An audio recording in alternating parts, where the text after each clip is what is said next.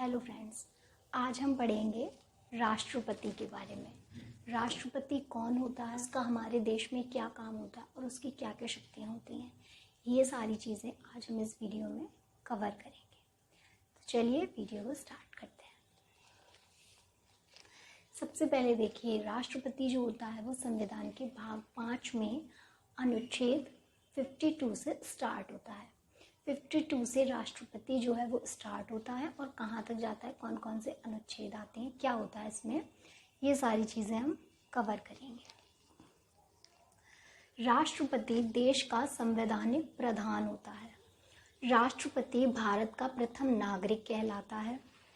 राष्ट्रपति पद की योग्यता क्या होती है, तो अनुच्छेद 58 के अनुसार कोई व्यक्ति राष्ट्रपति होने योग्य तब होगा जब वह भारत का नागरिक हो, 35 वर्ष की आयु पूरी कर चुका हो, लोकसभा का सदस्य निर्वाचित किए जाने योग्य हो और चुनाव के समय लाभ पद का पद धारण नहीं करता हो। ये चारों चीज़ें, क्वालिटीज़ जो है वो राष्ट्रपति में होनी चाहिए, तब वो राष्ट्रपति होने योग्य होता है। यदि व्यक्ति राष्ट्रपति या उपराष्ट्रपति के पद पर हो या संघ या किसी राज्य की मंत्रिपरिषद का सदस्य हो तो वह लाभ का पद नहीं माना जाएगा। अगर वह इसमें दिया गया, अगर वह राष्ट्रपति उपराष्ट्रपति के पद पर है या संघ या किसी राज्य का मंत्रिपरिषद का सदस्य है तो ये लाभ के पद नहीं माने जाते हैं। नेक्स्ट हम देखते हैं राष्ट्रपति के निर्वाचन के लिए निर्वाचक मंडल, जो अनुच्छेद 54 के अंतर्गत आता है। इसमें राज्यसभा, लोकसभा और राज्यों की विधानसभाओं के निर्वाचित सदस्य रहते हैं। किस किस के रहते हैं? राज्यसभा के, लोकसभा के और राज्यों की विधानसभाओं के निर्वाचित सदस्य रहते हैं, जो कि राष्ट्रपति का निर्वाचन करते हैं। नवीनतम व्यवस्था के अनुसार पुदुचेरी विधानसभा तथा दिल्ली की विधानसभा के निर्वाचित सदस्य को भी सम्मिलित किया गया है। राष्ट्रपति पद के उम्मीदवार के लिए निर्वाचक मंडल के 50 सदस्य प्रस्तावक तथा 50 सदस्य जो होते हैं वो अनुमोदक होते हैं। एक ही व्यक्ति जितनी बार चाहे राष्ट्रपति के पद पर निर्वाचित हो सकता है। राष्ट्रपति का निर्वाचन समानुपातिक प्रतिनिधित्व प्रणाली और एकल संक्रमणीय मत पद्धति के द्वारा होता है। यह अनुच्छेद 55 में किया गया है। राष्ट्रपति के निर्वाचन से संबंधित विवादों का निपटारा उच्चतम न्यायालय द्वारा किया जाता है। निर्वाचन अवैध घोषित होने पर उसके द्वारा किए गए कार्य अवैध नहीं होते हैं। राष्ट्रपति अपने पद ग्रहण की तिथि से 5 वर्ष की अवधि तक पद धारण करेगा। मतलब राष्ट्रपति का जो शासनकाल होता है वो कितना होता है? 5 वर्ष का। अपने पद की समाप्ति के बाद भी वह पद पर तब तक बना रहेगा जब तक उसका उत्तराधिकारी पद ग्रहण नहीं कर लेता। ये बात हमें अनुच्छेद 56 में बताई गई है। पद धारण करने से पूर्व राष्ट्रपति को एक निर्धारित प्रपत्र पर भारत के मुख्य न्यायाधीश अथवा उनकी अनुपस्थिति में उच्चतम न्यायालय के वरिष्ठतम न्यायाधीश के सम्मुख शपथ लेनी पड़ती है। अनुच्छेद 77(1) के अनुसार भारत सरकार की समस्त कार्यपालिका कार्यवाही राष्ट्रपति के नाम से की जाएगी और अनुच्छेद 77(3) के अनुसार राष्ट्रपति भारत सरकार का कार्य सुविधापूर्वक किए जाने के लिए और मंत्रियों में उक्त कार्य के आवंटन के लिए नियम बनाएगा। अब आते हैं हम, राष्ट्रपति निम्न दशाओं में 5 वर्ष से पहले भी पद त्याग सकता है। तो वो 5 वर्ष का वैसे तो शासनकाल होता है, लेकिन वो 5 वर्ष से पहले कब पद त्याग सकता है, इसकी भी कुछ कंडीशंस होती हैं। उपराष्ट्रपति को संबोधित अपने त्यागपत्र द्वारा यह त्यागपत्र उपराष्ट्रपति को संबोधित किया जाएगा, जो इसकी सूचना लोकसभा के अध्यक्ष को देता है। ये कहता है हमारा अनुच्छेद 56(2). महाभियोग द्वारा हटाए जाने पर अनुच्छेद 61। महाभियोग के लिए केवल एक ही आधार है जो अनुच्छेद 61(1) में उल्लेखित है, वह है संविधान का अतिक्रमण। राष्ट्रपति पर महाभियोग लगता है अनुच्छेद 61 में। राष्ट्रपति द्वारा संविधान के प्रावधानों के उल्लंघन पर संसद के किसी सदन द्वारा उस पर महाभियोग लगाया जा सकता है, परंतु इसके लिए आवश्यक है कि राष्ट्रपति को 14 दिन पहले जो होती है वो लिखित सूचना दे दी जाए, जिसे वह उस सदन के चौथाई सदस्यों के हस्ताक्षर हों। संसद के उस सदन जिसमें महाभियोग का प्रस्ताव पेश है 2/3 सदस्यों द्वारा पारित कर देने पर प्रस्ताव दूसरे सदन में जाएगा। तब दूसरा सदन राष्ट्रपति पर लगाए गए आरोपों की जांच करेगा या कराएगा, और ऐसी जांच में राष्ट्रपति के ऊपर लगाए गए आरोपों को सिद्ध करने का प्रस्ताव 2/3 बहुमत पारित करती है। मतलब जो प्रस्ताव सिद्ध करना है आरोपों को, वो 2/3 बहुमत करेगी। तब राष्ट्रपति पर महाभियोग की प्रक्रिया पूरी समझी जाएगी और उसी तिथि से राष्ट्रपति को पद त्याग करना होगा। राष्ट्रपति की रिक्ति को 6 महीने के अंदर भरना होता है। मतलब अगर राष्ट्रपति पहले ही 5 साल से पहले पद त्याग कर दे तो उस स्थान को 6 महीने के अंदर भर देना होता है। जब राष्ट्रपति पद की पदावधि 5 वर्ष की समाप्ति से हुई है तो निर्वाचन पदावधि की समाप्ति के पहले ही कर लिया जाएगा, जो कि अनुच्छेद 62 कहता है। किंतु यदि उसे पूरा करने में कोई विलंब हो जाता है तो राज अंतराल न होने पाए जाने इसलिए उपबंध है कि राष्ट्रपति अपने पद की अवधि समाप्त हो जाने पर भी तब तक पद पर बना रहेगा जब तक उसका उत्तराधिकारी पद धारण नहीं कर लेता है। यह अनुच्छेद 56A में कहा गया है।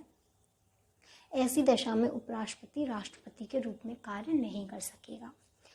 अब आते हैं अन्य आकस्मिकताओं में राष्ट्रपति के कृत्यों का निर्वहन, जो अनुच्छेद 70 में दिया गया है। जब राष्ट्रपति एवं उपराष्ट्रपति दोनों का पद रिक्त हो तो ऐसी आकस्मिकताओं में अनुच्छेद 70 राष्ट्रपति के कृत्यों का निर्वहन का उपबंध करता है। उसके अनुसार संसद जैसा उचित समझे वैसा उपबंध कर सकती है।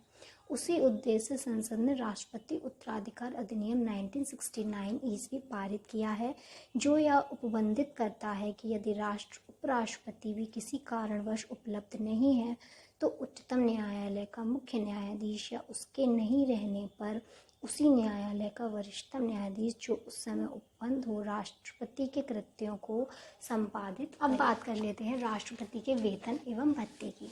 राष्ट्रपति का मासिक वेतन 5 लाख रुपया होता है।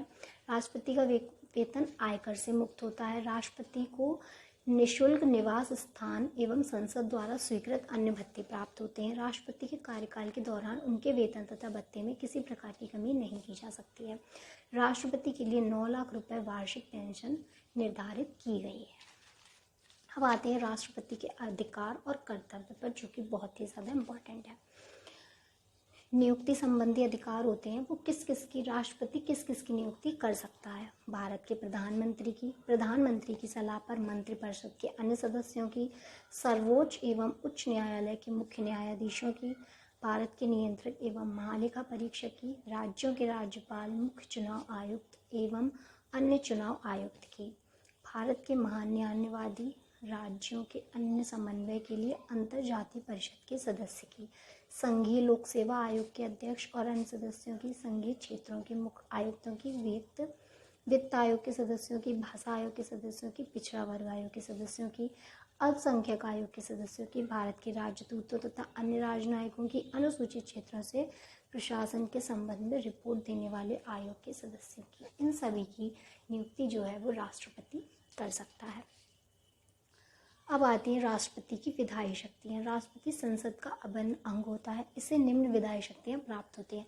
संसद के सत्र को आहूत करने, सत्रावास करने तथा लोकसभा भंग करने संबंधी अधिकार, संसद के एक सदन में या एक साथ सम्मिलित रूप से दोनों सदनों में अभिभाषण करने की शक्ति, लोकसभा के लिए प्रत्येक साधारण निर्वाचन के पश्चात प्रथम सत्र के प्रारंभ में, प्रत्येक वर्ष के प्रथम सत्र के आरंभ में सम्मिलित रूप से संसद में अभिभाषण करने की शक्ति, संसद द्वारा पारित विधेयक राष्ट्रपति के अनुमोदन के बाद ही कानून बनता है।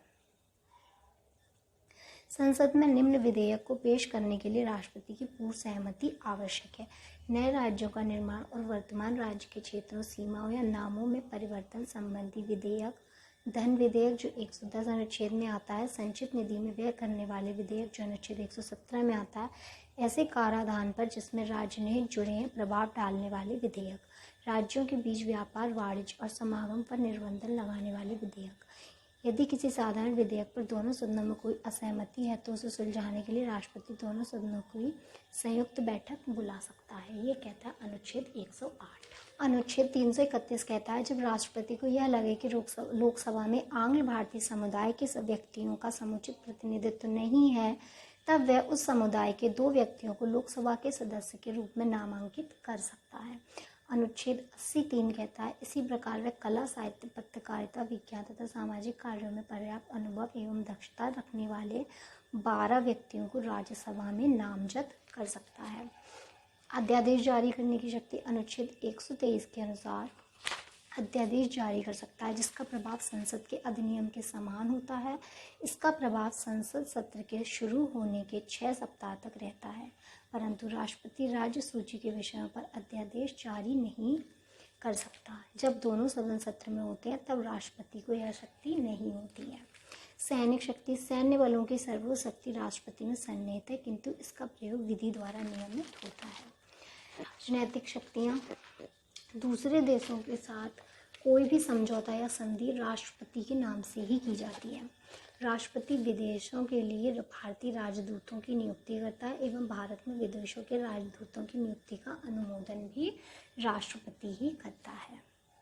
क्षमादान की शक्ति, अनुच्छेद 72 के अंतर्गत राष्ट्रपति को किसी अपराध के लिए दोषी ठहराए गए किसी व्यक्ति के दंड को क्षमा करने, उसका प्रविलंबन, परिहार और लघुकरण की भी शक्ति प्राप्त होती है। भारत के राष्ट्रपति के द्वारा संघ वित्त आयोग की सिफारिशों, नियंत्रक महालेखा परीक्षक के प्रतिवेदन, राष्ट्रीय अनुसूचित जाति आयोग एवं राष्ट्रीय जनजाति आयोग के प्रतिवेदन को संसद के पटल पर रखवाया जाता है। अब कुछ इम्पोर्टेंट पॉइंट जो हैं वो हम समझ लेते हैं। डॉक्टर राजेंद्र प्रसाद भारत के प्रथम राष्ट्रपति थे। वे लगातार 2 बार राष्ट्रपति निर्वाचित हुए। डॉक्टर एस राधाकृष्णन लगातार 2 बार उपराष्ट्रपति तथा 1 बार राष्ट्रपति रहे। केवल वीवी गिरी के निर्वाचन के समय दूसरे चक्र की मतगणना करनी पड़ी थी।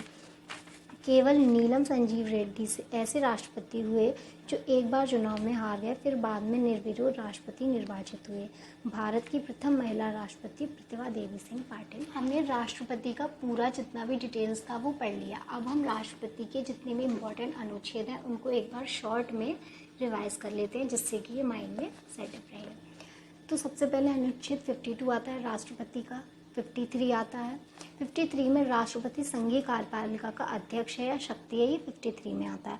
अनुच्छेद 54 में राष्ट्रपति का निर्वाचन मंडल आता है, जिसमें राज्यसभा, लोकसभा और राज्यों की विधानसभाओं के निर्वाचित सदस्य थे। अनुच्छेद 55 में राष्ट्रपति का निर्वाचन आता है।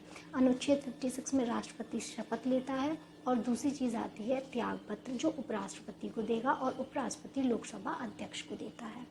इसी तरह अनुच्छेद 57 में आता है पुनः निर्वाचन की योग्यता। अनुच्छेद 58 में राष्ट्रपति की योग्यता आती है। अनुच्छेद 60 में राष्ट्रपति की गोपनीयता की शपथ आती है और अनुच्छेद 61 में राष्ट्रपति पर महाभियोग आता है। इसके बाद 61 के बाद सीधे आ जाता है अनुच्छेद 71, जिसमें राष्ट्रपति के निर्वाचन का निर्णय सर्वोच्च न्यायालय द्वारा होता है और अनुच्छेद 72 में क्षमादान होता है। एक पहले आता है अनुच्छेद 70, उसमें राष्ट्रपति के कृत्यों का निर्वहन भी होता है। फिर अनुच्छेद 77 में भारत सरकार की समस्त कार्यपालिका कार्यवाही राष्ट्रपति के नाम पर की जाती है और मंत्रियों में कार्य विभाजन राष्ट्रपति करेगा। ये दोनों चीज़ें हमारी अनुच्छेद 77 में। एक अनुच्छेद 123 होता है, जिसमें राष्ट्रपति को अध्यादेश जारी करने की शक्ति प्राप्त होती है। 1993 में आया था। अनुच्छेद 132 राष्ट्रपति को उच्चतम न्यायालय से परामर्श लेने का अधिकार होता है। अब हम भारत के कुछ मुख्य राष्ट्रपति का कार्यकाल जो है वो समझ लेते हैं। डॉक्टर राजेंद्र प्रसाद 1950 से 1962 तक रहे। डॉक्टर एस राधाकृष्णन 1962 से 1967 तक रहे। डॉक्टर जाकिर हुसैन 1967 से 1969 तक रहे। वीवी गिरी 1969 से 1974 तक रहे। फ़खरुद्दीन अली अहमद 1974 से 1977 तक रहे। नीलम संजीव रेड्डी 1977 से 1982 तक रहे। ज्ञानी जैल सिंह 1982 से 1987 तक रहे। आर वेंकट रमन 1987 से 1992 तक रहे। डॉक्टर शंकर दयाल शर्मा 1992 से 97 तक रहे। के आर नारायण 1997 से 2002 तक रहे। डॉक्टर APJ अब्दुल कलाम 2002 से 2007 तक रहे। प्रतिभा पाटिल 2007 से 2012 तक रहे। प्रणब मुखर्जी 2012 से 2017 तक रहे। रामनाथ कोविंद 2017 से आई होप आपको राष्ट्रपति के बारे में जितना भी बताया है, जितना भी समझाया है, ये बहुत ही अच्छे से क्लियर हो गया होगा। अब आपको राष्ट्रपति के टॉपिक में, पॉलिटी में कोई भी डाउट नहीं रह जाएगा। फिर भी कोई डाउट है या कोई क्वेश्चन है तो आप पूछ सकते हैं। Thanks for watching the video.